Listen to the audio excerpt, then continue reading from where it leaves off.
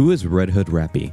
Red Hood Rapi is a version of Rapi that inherits Red Hood's vow and carries on her legacy while also forging a new path for herself. Rapi is also a member of the Counters being a squad led by the commander that just recently graduated from the military academy. Stationed at the outpost, they are known as one of the best squads from the arc that take on many different tasks. The squad is made up by the commander, Rapi, Neon, and Anise. Red Hood Rapi first appears in chapter 34, not counting the times she borrows Red Hood's powers in earlier chapters. To learn more about Rapi, read Footstep, Walk, and Run, which goes into more detail on Rapi's backstory. Who are the voice actors for the character Rapi? The Korean voice actor is Kim Buna. The American voice actor is Kaylee Mills. The Japanese voice actor is Yui Ishikawa. Does Red Hood Rapi have any costumes? Rapi has two costumes, her default outfit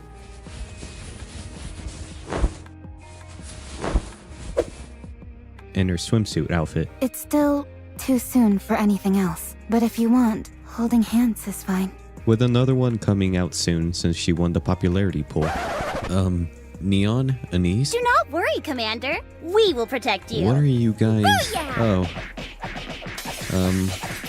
Anyways, with one of these three outfits being the one that the community voted for. Should new commanders try to get Red Hood Rapi? Rapi is one of the most flexible Nikkes a new commander can use. Her value comes from her ability to fill different roles depending on the team's needs. If your squad doesn't have a burst 1 Nikke, Rapi steps in as a cooldown reducer, which is a core mechanic every proper team needs. But if a burst 1 is already present, she transforms into a full DPS, stacking huge attack buffs on herself and dealing impressive damage. While Rapi works in burst 1, she really shines as a burst 3. Her buffs for the team aren't amazing, but her personal damage is strong enough to make up for it. In terms of raw power, Rapi competes directly with some of the strongest DPS units in the game, like Scarlet Black Shadow and Cinderella, and she can even outperform Modernia. This means she's a solid choice for nearly any game mode. Things to know about Red Hood Rapi. Red Hood Rapi is an Elysian overspec Nikke. Being an SSR attack unit, she is a fire unit, and her weapon is called Seven Dwarfs, which is a machine gun. Red Hood Rapi is the only unit so far that is classified as a dual element. The reason she is classified as a dual element unit is because of her skill 2, which gives her an advantage over units that are electric code. And while being a fire unit herself, she also gets a buff against wind code units. Not only that, but she is one of the only units that has multiple bursts, making her a hybrid character, being able to be used either as a CDR unit because of her burst 1 or a DPS unit because of her burst 3. However, Rapi's damage relies on normal attacks, so having a steady 60 FPS is required to get the best damage out of her. In PvP, Rapi's DPS is pretty much half because PvP runs at 30 frames per second, which affects some weapon types. She can still be used in PvP, but do keep this in mind. What cube should be put on Rapi? The Bastion cube will be the best in slot.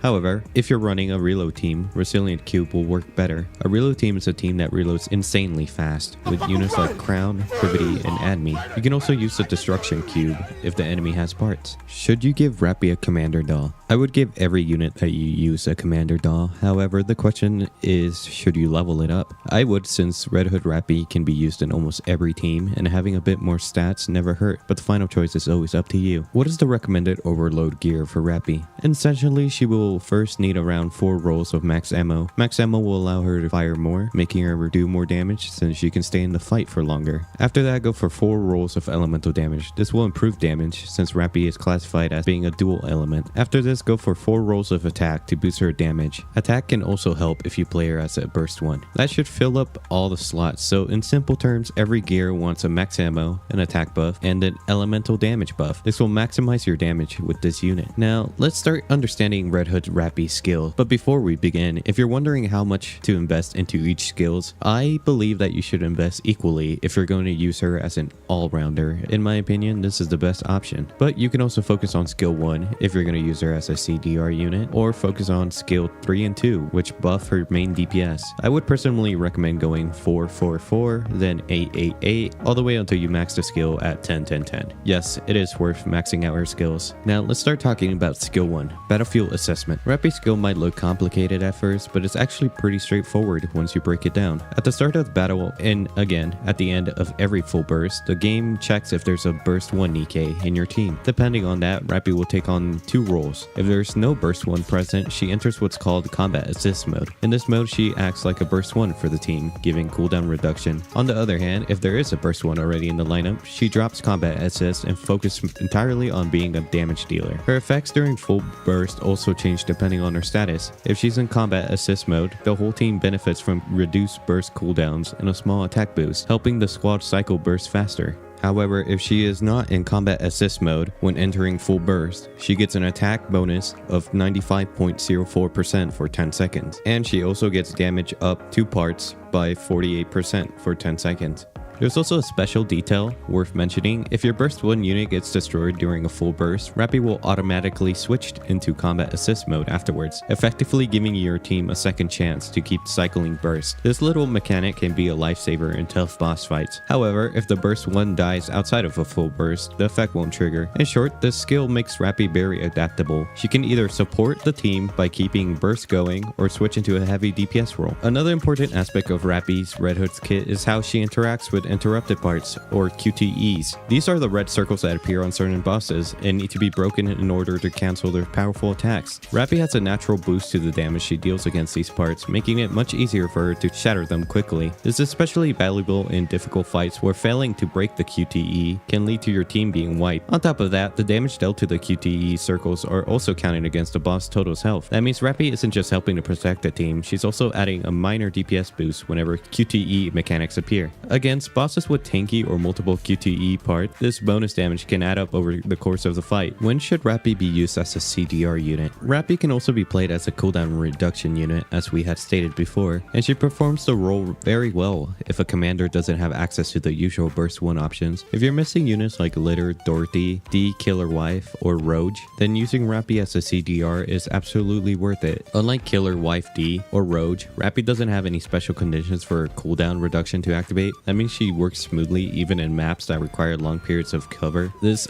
obviously makes her a reliable Burst 1 in nearly any scenario. When it comes to team building, Rapi is best paired with squads that don't rely too heavily on Litter's attack buff to maximize their damage. She fits especially well with DPS units who already have strong self buffs into their kits, such as Scarlet or Scarlet Black Shadow, Red Hood, or Quincy Escape Queen. This allows her to cover the cooldown role without noticeably lowering the team's overall damage output. When to use her as a main DPS? While Rapi can function as a reliable cooldown reduction unit, her true potential shines when she's played as a DPS. This should be her preferred role in most cases, especially for the commanders with a complete roster who already have strong Burst 1 options. When Rapi is outside of Combat Assist status, she gains a massive 95% attack buff every time the team enters a full burst. The difference in performance between these two roles is huge. When she isn't in Combat Assist, Rapi deals nearly twice as much damage compared to when she's acting as a cooldown reducer. Skill 2. Attachable Projectiles. Rapi's second skill is what makes her truly unique. Right from the start of the battle, she gains a special effect that continuously applies extra damage to electric type enemies. On top of that, her projectiles deal significantly more damage, both when they attach to an enemy and when they explode. After landing 120 normal attacks, she gains the ability to launch Attachable Projectiles. These stick to enemies and detonate either when the enemy dies, when nothing is left to attach to, or automatically during full burst. The explosion covers a surprisingly large area, making them capable of hitting multiple enemies at once, which can be incredibly helpful in campaign. One of the Rapi's most impressive trait is her elemental advantage. Instead of being strong against just one element like most Nikkes, she's strong against two: